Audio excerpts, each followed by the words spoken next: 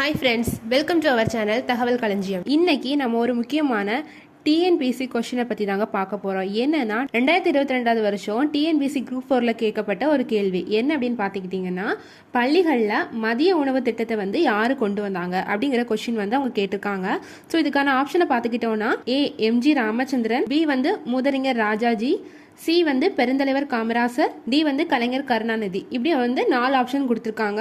So இதில் answer என்ன அப்படின்னு பார்த்துக்கிட்டோன்னா ஆப்ஷன் சிங்க, அதாவது பெருந்தலைவர் காமராசர். சரிங்களா? ஸோ இந்த பள்ளிகளில் மதிய உணவு திட்டத்தை வந்து கொண்டு வந்தது யாருன்னா பெருந்தலைவர் காமராசர் அவர்கள். ஸோ 1954 வருஷத்துல இருந்து 1963 வருஷம் வரைக்கும் பெருந்தலைவர் காமராசர் தான் வந்து தமிழ்நாட்டில் வந்து முதலமைச்சராக இருந்திருக்கிறாரு. ஸோ இந்த திட்டத்தை வந்து அவர் எதுக்காக தொடங்கினார் அப்படின்னு பார்த்துக்கிட்டோன்னா, வறுமையின் காரணமாட்டு பள்ளிக்கூடத்துக்கு வராம இருக்கிற குழந்தைங்களுக்காக இந்த திட்டத்தை வந்து அவங்க வந்து அறிமுகப்படுத்தினாங்க.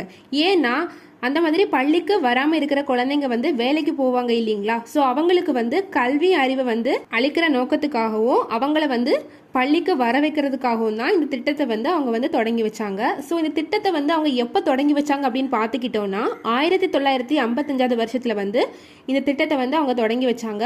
ஸோ இன்னி வரைக்கும் இந்த திட்டம் வந்து நம்ம தமிழ்நாட்டில் வந்து செயல்பட்டுட்டு தாங்க இருக்கு. ஸோ இதே மாதிரி இன்னும் பல கொஸ்டின்ஸை வந்து இந்த வீடியோஸில் நம்ம பார்க்கலாம். ஸோ இதே மாதிரி இன்னும் பல கொஸ்டின்ஸை வந்து நம்ம வரப்போகிற வீடியோஸில் பார்க்கலாம். தேங்க்யூ.